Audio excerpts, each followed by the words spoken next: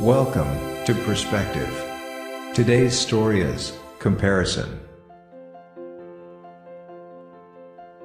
A heart surgeon took his car to a mechanic for a routine service.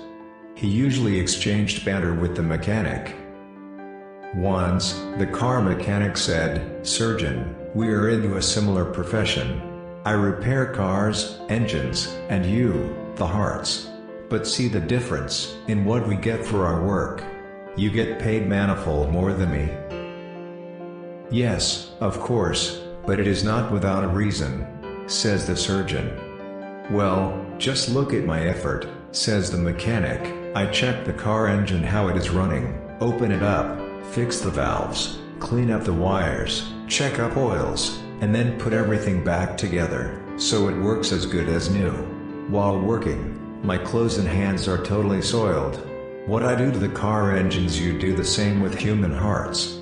How do you explain the huge difference in reward?" The surgeon thought for a while and smilingly replied, "Friend, can you repair the car engine while it is running? I work at hearts while they are beating." The mechanic was speechless.